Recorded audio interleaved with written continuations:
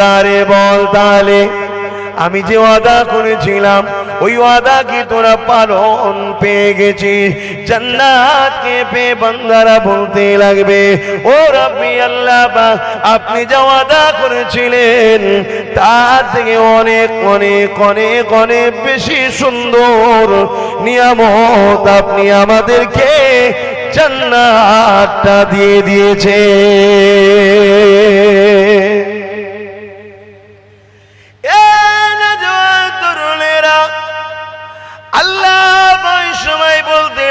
বান্দা বান্দি রেগে চিন্তা করে দেখ আর কি কিছু আদা বাকি আছে। জান্নাতে হুর পে, জান্নাতের সুন্দর বাগিচা পে, জান্নাতের খাদ্য পে, আরামের জিন্দেগি পে বান্দা ভুলে গেছে আর একটা নিয়ামতের কথা। তাই বান্দা বলবে, আল্লাহ আপনি যা দেবেন বলেছিলেন তার থেকে অনেক বেশি নিয়ামত আমরা পেয়েছি। যদি জানতাম জান্নাত এত সুন্দর, সামান্যটুকু যদি ভুল করে ফেলেছি ওটাও করতাম না। সামান্য দুনিয়ায় যদি কিছু নিবার আশা করেছিলাম ওটাও নিতাম না। এ যুবকেরা, আল্লাহ ওই সময় বলতে লাগবে, ওরে আমার বান্দারে তোরা ভুলে গেছিস আমি আল্লাহ ওয়াদা করেছিলাম তোদেরকে যা তা দিয়েছি, তো আর একটা ওয়াদা বাকি আছে বান্দা শুনে রেখে দে। 70,000 পর্দাকে সরিয়ে দিয়ে এই চোখ যিনি বানিয়েছে, কান যিনি বানিয়েছে, জমিনে যিনি আমাদেরকে বাস করতে দিয়েছেন, আসমানকে যিনি বিনা খুঁটিতে রেখেছে, যিনি আমাদেরকে কত সুন্দর করে বানিয়েছে, সেই আল্লাহ আমাদেরকে দিদার দিয়ে দেবে। আরো জোরে বলুন সুবহান। আল্লাহ দেখতে গেলে জান্নাতে চলে যাবে, জাহান্নামীরা জাহান্নামে চলে যাবে, কিন্তু আল্লাহ পাকে একদল বান্দারা আল্লাহ পাকের আরশে আজিমে নিজে দাঁড়িয়ে যাবে। শোনো ভাই আমার, যুবক শোনো, দাঁড়িয়ে চোখ গোনা করেছো, মাথায় টুপি নেই, সুন্নতি লিবাস নেই, জিন্দগিতে অনেক ভুল করে ফেলেছো। কমসে কম জিন্দগিটা এমন কিছু মানুষের সঙ্গে বন্ধুত্ব রাখো, কাজে লেগে যেতে পারে, বিশ্বাস রাখতে পারো, কেননা এইরকম হাদিস তো বুখারীতে রয়েছে। এ যুবকেরা, সবাই যে যার জায়গায় চলে গেছে, জান্নাতীরা জান্নাতে, জাহান্নামীরা জাহান্নামে। এমন সময় দেখা যায় একদল বান্দারা আল্লাহ পাকের আরশে আজিমের নিচে দাঁড়িয়ে রয়ে গেছে। আমার আল্লাহ বললেন, ফেরেশতাদের জিজ্ঞাসা কর কি হয়েছে। আল্লাহ তো সবই জানে, কিয়ামতের দিন জিজ্ঞাসা করবে, এটা ঘটেনে ঘটবে। আল্লাহ পাক তিনি ভবিষ্যতের খবর জানে না, জানে না।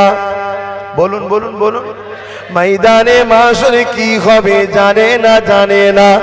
কেন? তো তিনি সেখানে সবকিছুর মালিক, তাই তিনি জানিয়ে দিয়েছে হাবিব ওই সময় ফেরেশতারা এগিয়ে যাবে, ওই বান্দাগুলোকে জিজ্ঞাসা করবে, ওগো আল্লাহ পাকের বান্দা, তোমাদেরকে হিসাব নিকাশ হয়নি? তারা বলবে হ্যাঁ হয়ে গেছে। তাহলে আপনারা এখানে দাঁড়িয়ে আছে, আপনাদের ঠিকানাটা কোথায় হয়েছে? ওই সময় তারা বলতে লাগবে, আল্লাহ পাকের ফেরেশতারে, দয়াময় আল্লাহ দয়া করে আমাদেরকে জান্নাতি ঘোষণা দিয়েছে। তাহলে সবাই জান্নাতে চলে গেছে, আপনারা কেন দাঁড়িয়ে আছেন? ওই সময় তারা বলতে লাগবে, এ আল্লাহ পাকের ফেরেশতারে, দুনিয়ার জমিনে যারা জান্নাতি আজকে ঘোষণা হয়েছে ওরা বিভিন্ন দপ্তরের মানুষ ছিল, কিন্তু আমরা একটা স্পেশাল দপ্তরের মানুষ ছিলাম। কি দপ্তরের মানুষ ছিলে? আমরা কোরআন সুন্নাহর প্রচারক ছিলাম, আমরা আলেম ছিলাম, মুর্শিদ ছিলাম, পীর ছিলাম, আমরা ধর্মের ধর্মগুরু ছিলাম, আমরা মানুষকে আহ্বান করেছিলাম কোরআনের দিকে আসো, এই এই পাবে, আমাদের সঙ্গে বন্ধুত্ব করো, এই এই পাবে। আজ দুনিয়া জমিনে একদল বান্দা বান্দীরা তারা আমাদেরকে দিনের প্রচারে সহযোগিতা করত, তারা মেহনতের পয়সা দিয়ে মাহফিল করত, মেহনতের পয়সা দিয়ে প্যান্ডেল করে দিত, মেহনতের পয়সা দিয়ে স্টেজ তৈরি করে দিত, মেহনতের পয়সা দিয়ে কোরআনের আলোচনার মাহফিলটা তৈরি করে দিত। আর আমরা সেখানে গিয়ে এলাকার মানুষদেরকে আল্লাহর বাণী শোনাতাম। আর আমরা তাদেরকে বলতাম, যারা এই দিনের খেদমত করেছে, আলেমদের সাথে সাথ দিয়েছে, অবশ্যই কিয়ামতের দিনে তারা আলেমদের সাথে জান্নাতি হয়ে যাবে। কিন্তু আজকে বড় আফসোসের বিষয় এটা, তাদের মধ্যে থেকে অনেক ছেলে মেয়ে জাহান্নামী হয়ে গেছে। আল্লাহর ওয়াদা তো কখনো মিথ্যা হতে পারে না। যতক্ষণ পর্যন্ত না তাদেরকে জাহান্নাম থেকে বার করে আমাদের সঙ্গে জান্নাতি করা হয়, এই যুবকেরা বোনেরা গল্প বলতে আসিনি, শুনে রেখে দাও। জিন্দেগিতে অনেক ভুল করেছো, কাদের সঙ্গে থাকবে কাদের সঙ্গে মিশবে ঠিক করে নাও। কেননা পৃথিবীতে তিনটে দল নয়, দুটো দল আছে, একটা রহমানের আর একটা হলো ইবলিশের। তুমি ঠিক করে নাও কোন দলে থাকবে। ইবলিশের দলে সারা জীবন স্লোগান দিয়ে, আর কিয়ামতের রহমতের দলে থাকবে, ভাবতে গেলে চলবে না। চলবে ওটা কিন্তু পুরো ধর্মকে বদনাম করা হবে। দুটোই পাপ। ও একটা পাপ করছে কিন্তু কমসে কম ধর্মকে বেউজ্জুতি করেনি, আর এ পাপও করছে ধর্মকে বেউজ্জুতিও করছে। কথা বুঝাতে পারছি না, পারি না? তাহলে কি যুবকরা বলবে নাকি ওই জন্যই তো আমরা পড়ি না নাকি? না, ওটা বলুনি। তোমার রাসূলের সুন্নাত তুমি মানবে না তো কে মানবে? কিন্তু আস্তে আস্তে শেখো। কিন্তু আমার বলার উদ্দেশ্য হলো এটাই যে আজ আমরা গুনাহ করতে করতে করতে করতে এমন জায়গায় চলে গেছি, রোজার মাসে এক গিলাস শরবত খাবার জন্য আজ আমরা এমন ভাবে চলে যাচ্ছি যে ইফতার পার্টি তৈরি হয়ে গেল। সেই ইফতার পার্টিতে রাসূলের সুন্নাত বলহুম আদাল চতুষ্পদ জন্তুর থেকেও নিকৃষ্ট এমন কিছু ব্যক্তির মাথাতে দেখা যাচ্ছে না, যায় না। কিন্তু আজ সেখানে দেখা যায় অনেক হযরতজি, বাবারে বাবারে বাবারে বাবার বেশি বলবো না, তাদের ঘরেও দেখি দেখা যাচ্ছে। কই একটু প্রতিবাদ তো নেই। তোমাদের ভাবার সময় এসছে, কাদের ঘরে নিয়ে মিশছো, কাদের সঙ্গে উঠছো, কাদের ঘরে ভাবছো। আর যদি এখন না ভাবো, আব্বাস সিদ্দিকীর আগেও অসুবিধা হয়নি, আজও হবে না, পরেও হবে না ইনশাআল্লাহ। কেন? আব্বাস সিদ্দিকী জানে মুমিনের পায়ে কাঁটা ফুটলে আল্লাহ সাহায্য হয়। জোরে বলুন সুবহানাল্লাহ। কেন? মুমিনের পায়ে যখন কাঁটা ফুটবে, মুমিন তখনই কি বলবে? আলহামদুলিল্লাহ। অমনি নেকি হলো। আর সবর করলো, সবরকারীকে আল্লাহ বলছে আমি তোর বন্ধু। জোরে বলুন সুবহানাল্লাহ। আর একটু জোরে বলা যাবে? তাই আমাদের বাপ কোনো সমস্যা নেই। খেতে পেলে আলহামদুলিল্লাহ বলি, আর না খেতে পেলে বলি আলহামদুলিল্লাহ। কেন? আমাদের ঘরে শিক্ষা দিয়েছেন খাতুনে জান্নাত। জানেন তো নাকি?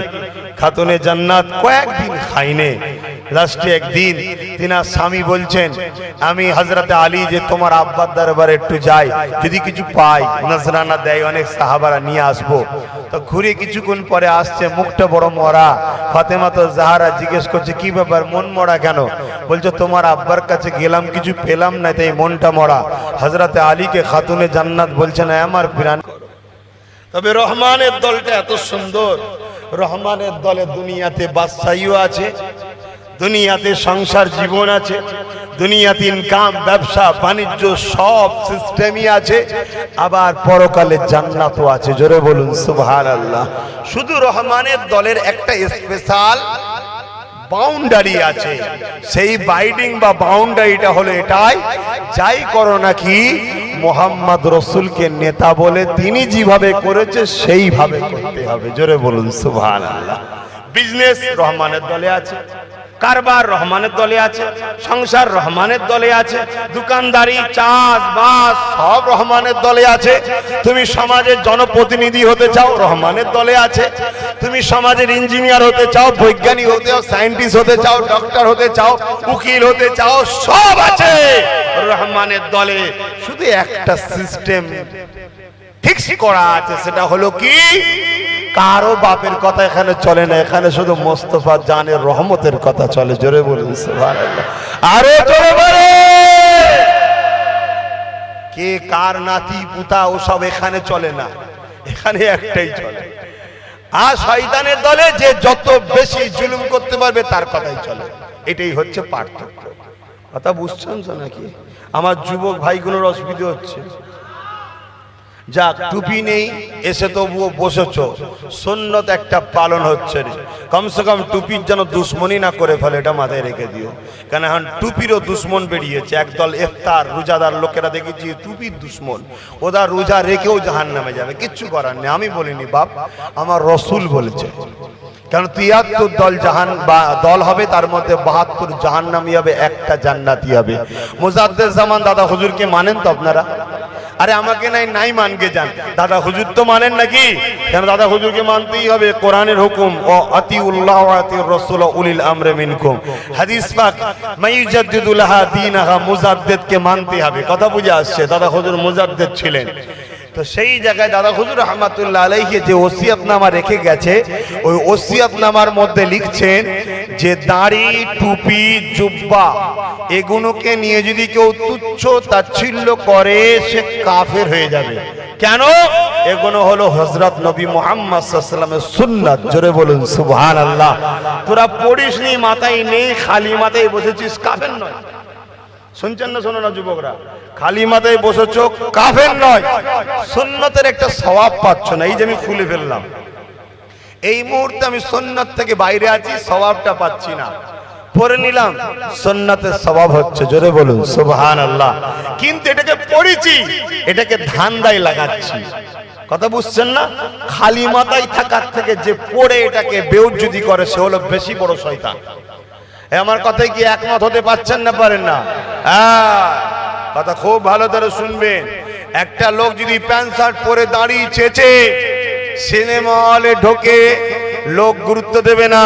আর গোল জামা লেগে হাজি রুমাল দিয়ে মাথায় টুপি দিয়ে পাগড়ি ফাগড়ি পরে যদি সিনেমা হলে ঢোকে,